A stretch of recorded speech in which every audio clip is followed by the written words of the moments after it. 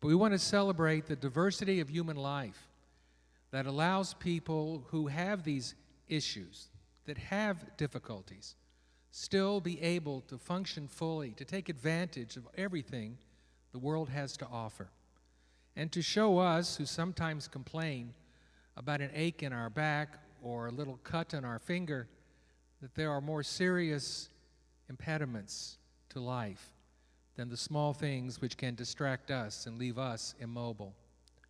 An example of what can be done is in our speaker tonight, Kevin Saunders.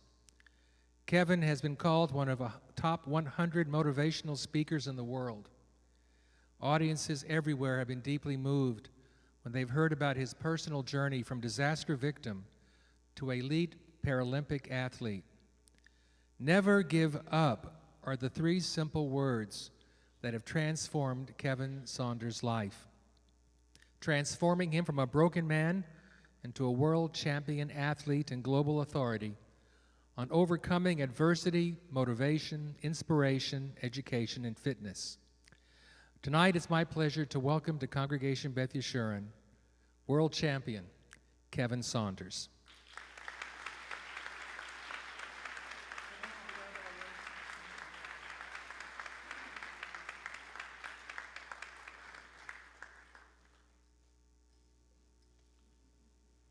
Shalom. I grew up just a normal kid in the Midwest. I had brothers. I was on my feet like everybody else here tonight, I think. Everybody's on their feet. And I grew up in a God-fearing home. And ever since I was little, I can remember my parents always saying, whenever I made a little money, I had to put that back for college. So my goal was to go to college, get a good education, marry a nice wife, and start a family.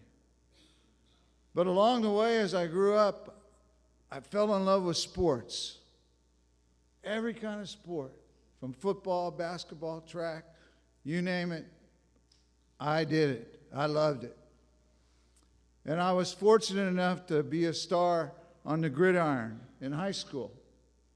So I got offered scholarships to go to college to play football. So that's what I did. I signed one of those, and off to college I went. And after I graduated from Kansas State University, you guys know them, they're in the Big 12 Conference. We usually beat Texas.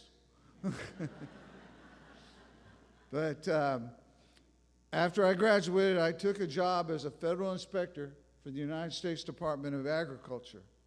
And my job was to check these huge grain elevators that are located along the Gulf Coast of Texas. They're about 14 stories high, and the diameter is about 40 feet in diameter, the silos. They're stacked like in a carton of cigarettes. And this was the largest, most modern grain elevator in the world at the time.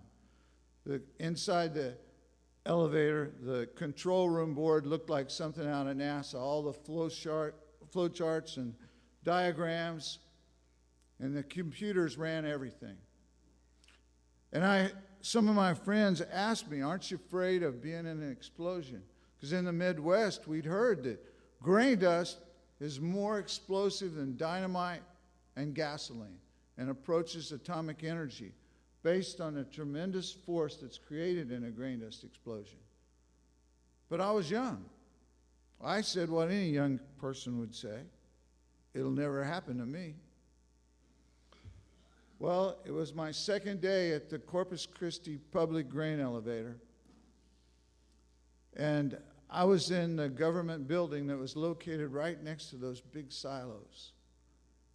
And I heard what sounded like an earthquake. And the floor was rumbling and moving. Things were moving like in an earthquake. I was in one in LA, so I have a little bit of comparison to go by there.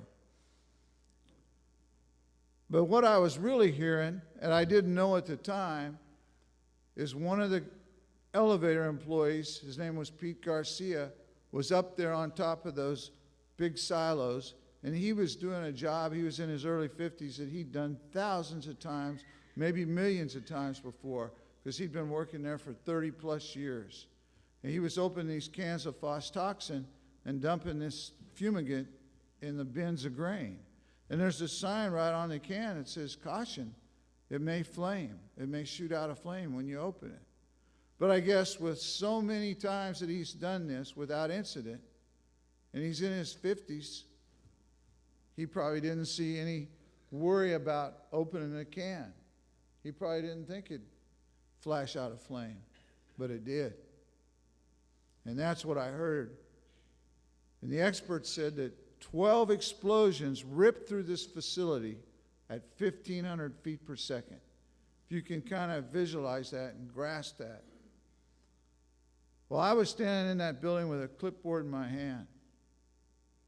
And I looked out the window, and I saw these huge concrete walls, some of them the size of an automobile, being blown hundreds of feet through the air. And it was coming right where I was. And there ain't a whole lot of time, even if you're an elite athlete on your feet, to go anywhere. And the cracking and popping got so loud it was like it's going to split my head wide open. And the ground was going up and down 1 foot to 2 feet, because every explosion that happened, the next one was bigger, because the more grain that got shook loose, and it's just like a rocket. You got a rocket you're blasting off in. And I caught my supervisor's face. I saw him out of the corner of my eye, my peripheral vision. And all the blood had drained out of his face. He turned pale white. And he had this look of absolute terror on his face. And his eyes glazed over. He didn't have to say anything. He said it all in his eyes. He said, "We're not going to make it." And when you hear those things blowing apart like that, they can't ever recreate that sound in the movies. So they'd blow the theater to pieces, because that's how loud it is. You don't ever want to hear anything like that, because you're in deep trouble. But before I could even take another breath, after I saw that my supervisor out of the corner of my eye, the biggest and most powerful explosion exploded where I was, where we were. And the whole wall blew out right in my face. And I was thrown right through the roof over a 2-story building, over 300 feet, over the length of a football field, onto a concrete parking lot. I caught a glimpse of my supervisor as he hit the floor. He was one of 10 people that was killed that day, and what officials said was the worst explosion of its kind in history. When I went through the roof and over that length of the football field, and I landed hard, the experts said, on my head and shoulders on a concrete parking lot. Just so you know, Dale Earnhardt had a helmet on. It was a head injury that killed him, the NASCAR driver. And he had one of those big, thick helmets. I didn't have anything. So I know God was with me. And my legs, they said, flipped over. And when they did, they broke my body right over at the chest, like you've been at the waist. So when the paramedics found me in the parking lot, I was in a pool of blood with my body broken over at the chest. And I had blood and cerebral spinal fluid oozing from my ears, my nose, and my mouth. They took my vital signs, because here's the newspaper headlines.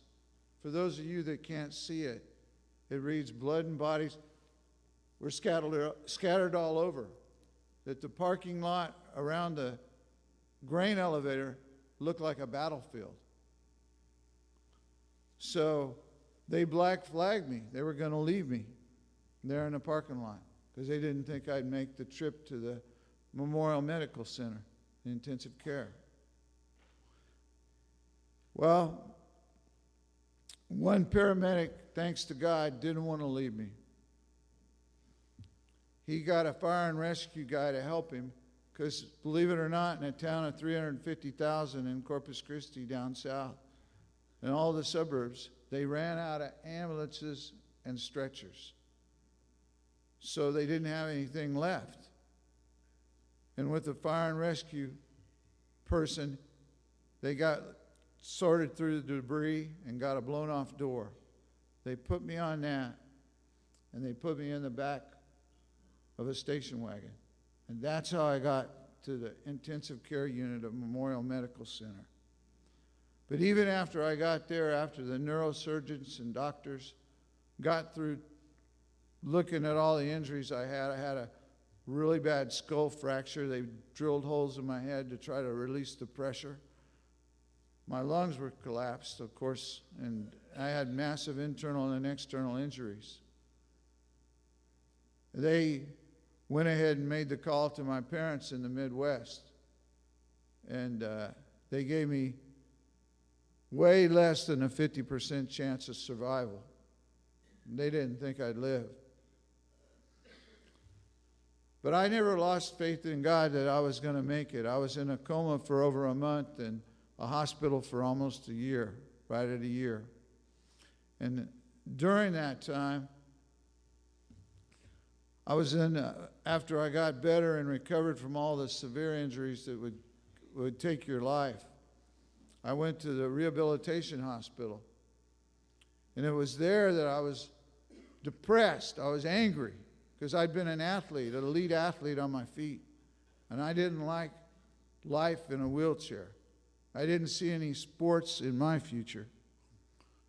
So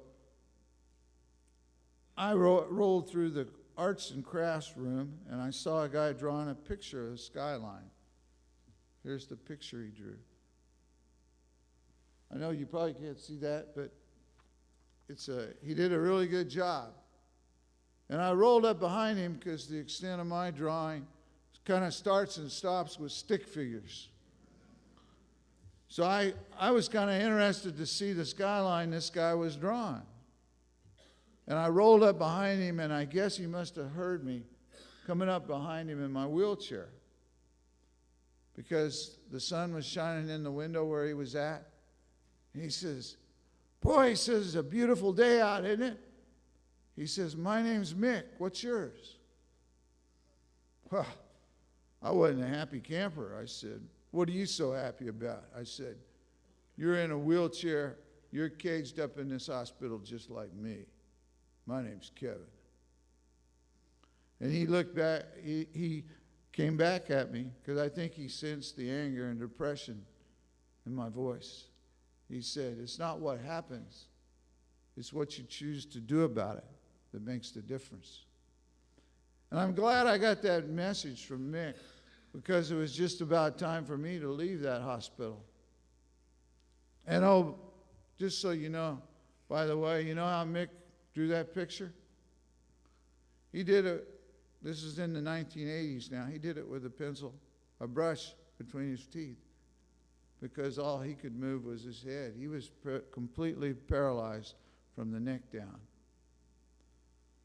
So I tried to start to change my attitude at that point.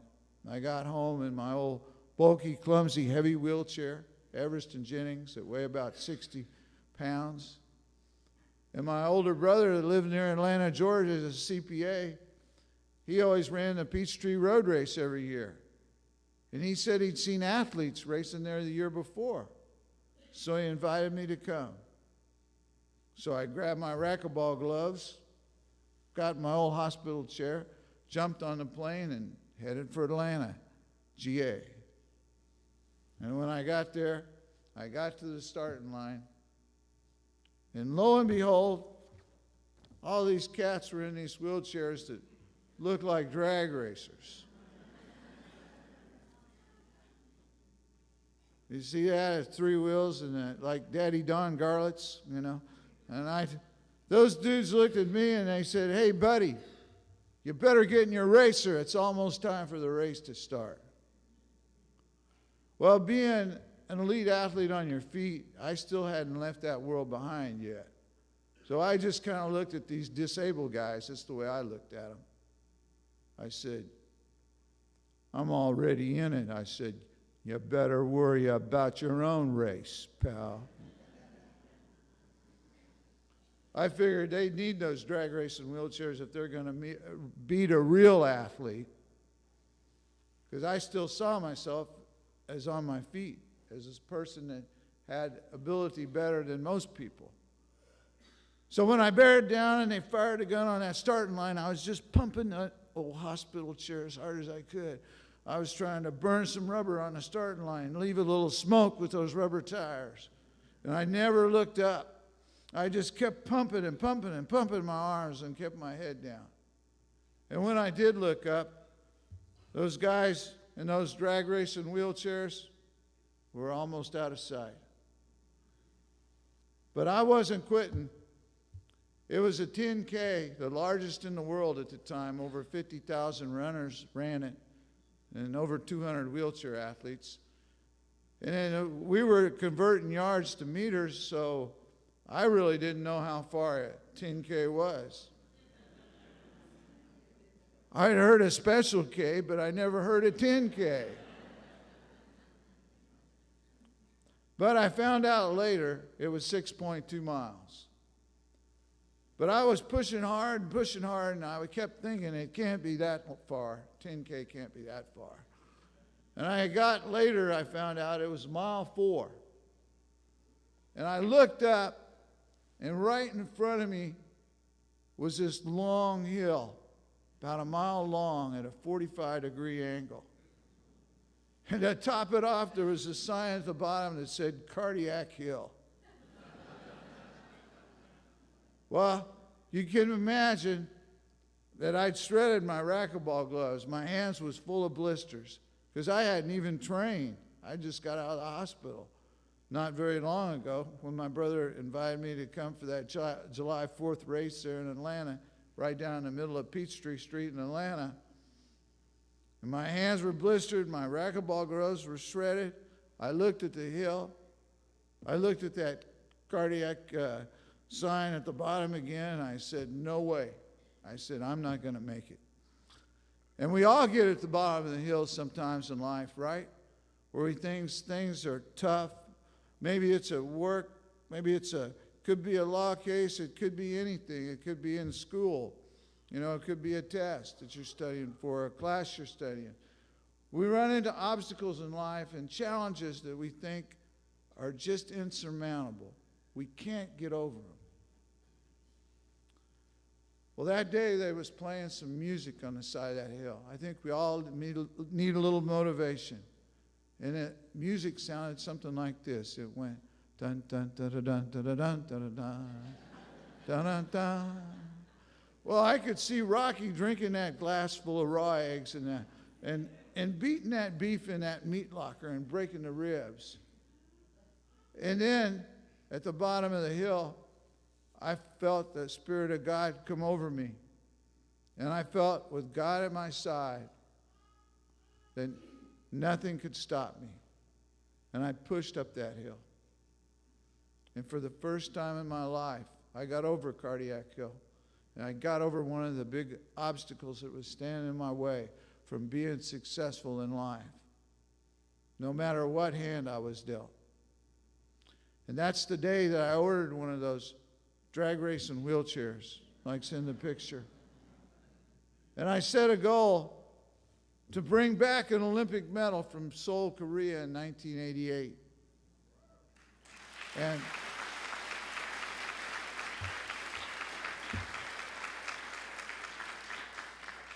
And I set another goal to become the world's greatest wheelchair athlete. And I raced in Olympic stadiums and races all over the world. In fact, I won over 700 medals racing around the world.